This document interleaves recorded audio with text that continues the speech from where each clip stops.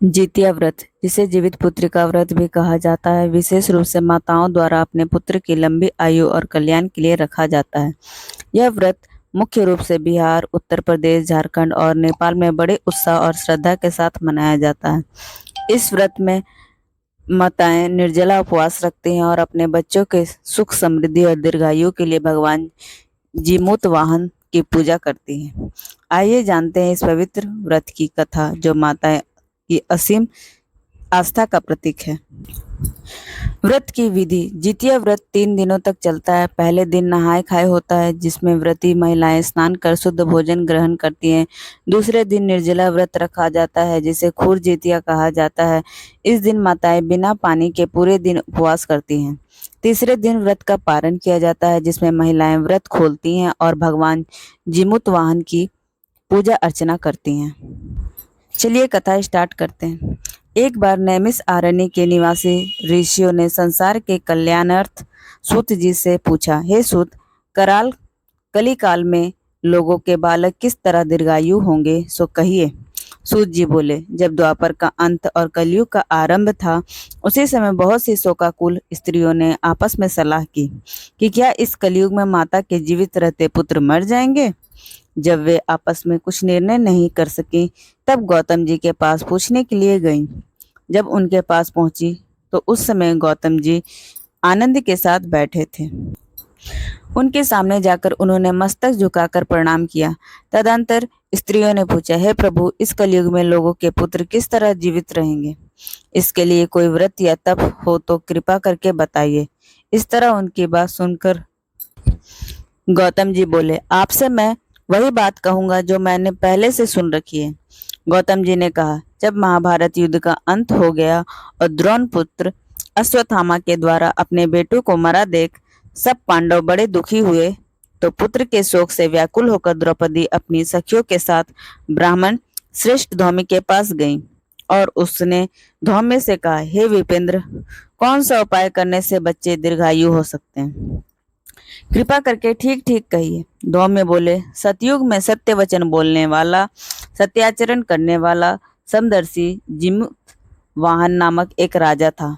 एक बार वह अपनी स्त्री के साथ अपने ससुराल गया और वहीं रहने लगा। एक दिन आधी रात के समय पुत्र के शोक से व्याकुल कोई स्त्री रोने लगी, क्योंकि वह अपने बेटे के दर्शन से निराश हो चुकी थी। उसका पुत्र मर चुका था। वह रोते हुए कहती थी, हाय, मुझ बूढ़ी माता के सामने मेरा बेटा मरा जा रहा है। उसका रुदन सुनकर राजा जीमूत वाहन का तो मानो हृदय विदीर्ण हो गया।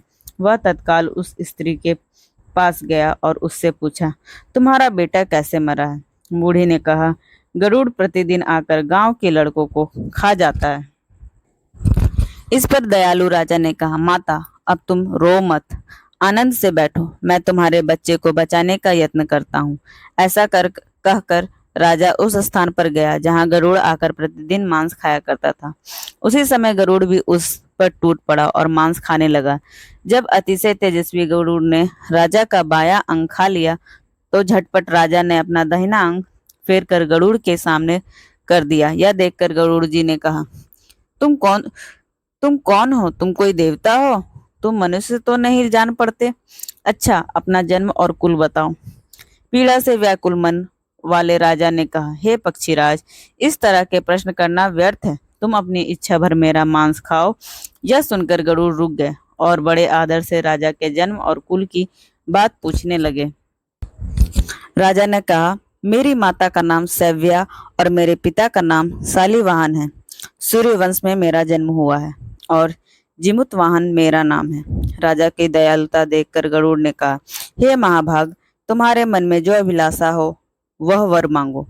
राजा ने कहा, हे पक्षीराज, यदि आप मुझे वर दे रहे हैं तो वर दीजिए कि आपने अब तक जिन प्राणियों को खाया है वे सब जीवित हो जाएं।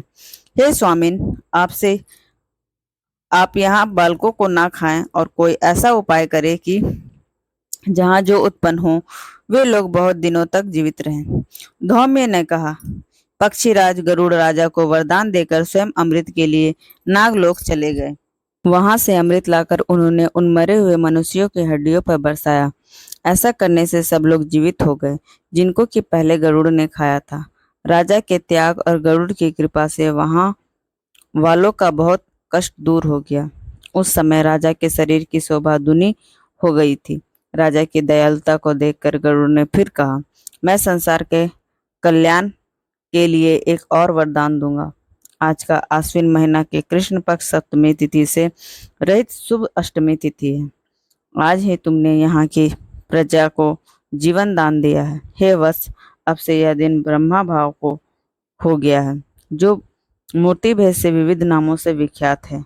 वही त्रैलोक्य से पूजित दुर्गा अमृत प्राप्त करने के अर्थ में जीवित पुत्रिका कहलाई है।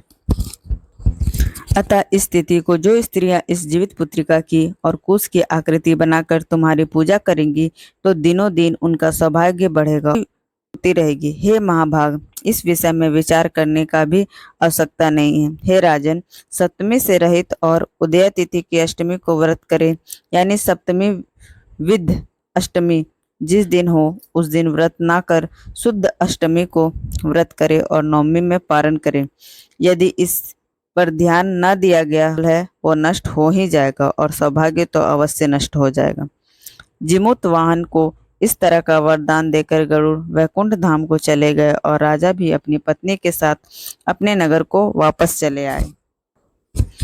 ध्रुव द्रौपदी से कहते, हे देवी, मैंने यह अतिशय दुर्लभ व्रत तुमको बताया है। इस व्रत को करने से बच्चे दीर्घायु होते हैं। हे देवी, तुम भी पूर्वोक्त विधि से यह व्रत और दुर्गा जी का पूजन करो तो तुम्हें अभिलाषित फल प्राप्त होगा।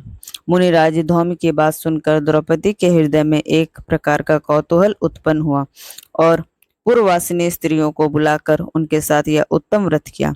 गौतम ने कहा, यह व्रत और इसके प्रभाव को किसी एक चील ने सुन लिया और अपनी सखी सियारिन को बतलाया। इसके बाद पीपल वृक्ष की शाखा पर बैठकर उस चील ने और उस वृक्ष के खोडर में बैठकर सियारिन ने भी व्रत किया। फिर वही चिल्ली किसी उत्तम ब्राह्मण के मुंह से यह कथा सुन आई और पीपल के खोडर में बैठी हुई अपनी सखी सियारिन को सुनाया। सियारिन ने आधी कथा सुनी थी और उसे भूख लग गई और वह उसी समय शव से भरे हुए शमशान में पहुंची। वहां उसने इच्छा भर मांस का भोजन किया और चील बिना कुछ खाए पिए रह गई और सवेरा हो गया। सवेरे वह गौशाले में गई, वहां गौ का दूध पिया। इस तरह नवमी को उसने पारण किया। कुछ दिनों बाद वे दोनों मर गई और अयोध्या में किसी धनी व्यापारी के घर में जन्मी। संयोग से उन दोनों का जन्म लड़की के रूप में एक ही घर में हुआ, जिसमें सियारिन ज्येष्ठ हुई और चिल्ले छोटी। वे दोनों बहनें सभी शुभ लक्षणों से युक्त थी, इसलिए बड़ी लड़की काशी राज्य के और छोटी लड़की उसके मंत्री के साथ अग्नि के सामने विधि पूर्वक ब्याही गई। पूर्व जन्म के कर्मफल से वह मृगनयनी रानी हुई। जिस किसी की भी संतान को उत्पन्न करती वह मर जाती थी और पूर्व जन्म की बातों को स्मरण करने वाली मंत्री की पत्नी ने अष्टवसुओं के सदृश तेजस्वी 8 बेटे उत्पन्न किए और सभी जीवित रह गए। अपने बहन के पुत्रों को जीवित देखकर ईर्ष्यावश राजपत्नी ने अपने स्वामी से कहा, यदि तुम मुझे जीवित रखना चाहते हैं तो इस मंत्री के सभी पुत्रों को उसी जगह भेज दो जहां मेरे बेटे गए हैं, अर्थात इन्हें मार डालो। यह सुनकर राजा ने उस मंत्री के पुत्रों को मारने के लिए कई प्रकार की योजना बनाई, पर मंत्री पत्नी ने जीवित पुत्रिका के पुण्य बल से बचा लिया। एक दिन राजा ने अपने आदमियों से उन पुत्रों का सिर कटवाकर पिटारी में रखवाया और वह पिटारी उनकी माता के पास भेज दिया, किंतु वे 8 सिर बेशकीमती जवाहरात हो गए और भले चंगे हुए 8 लड़कों अपनी माता के पास वापस चले गए। उनको जीवित देखकर राजपत्नी को बड़ा विस्मय हुआ। अंत में वह मंत्री की पत्नी के पास आई और उनसे पूछा, बहन, तुमने कौन सा ऐसा पुण्य किया है जिससे बार बार मारे जाने पर भी तुम्हारे बेटे नहीं मरते? इस पर मंत्री की पत्नी ने कहा, पूर्व जन्म में मैं चील थी और तुम सियारिन, दोनों ने व्रत किया था। तुमने व्रत के नियमों को भली भांति पालन नहीं किया था और मैंने किया था। इसी दोष से हे बहन, तुम्हारे बेटे नहीं जीते हैं। हे राजरानी, अब भी तुम इस जीवित पुत्र का व्रत को निष्ठापूर्वक करो तो तुम्हारे बेटे दीर्घायु होंगे। मैं तुमसे सच सच कह रही हूँ। उसके कथानुसार रानी ने व्रत किया, तभी से उसके कई बेटे सुंदर और दीर्घायु होकर बड़े बड़े राजा हुए। सूत जी कहते हैं कि सब प्रकार का आनंद देने वाला मैंने यह दिव्य व्रत बतलाया है। स्त्रियां चिरंजीवी संतान चाहती हो तो विधि पूर्वक यह व्रत करें। इति जीवित पुत्रिका व्रत कथा समाप्ता। मीन्स अब यह व्रत कथा समाप्त हो गया। उसके बाद हम लोग भगवान विष्णु की आरती करेंगे और दूसरे दिन सुबह में हम लोग पारण करेंगे। धन्यवाद।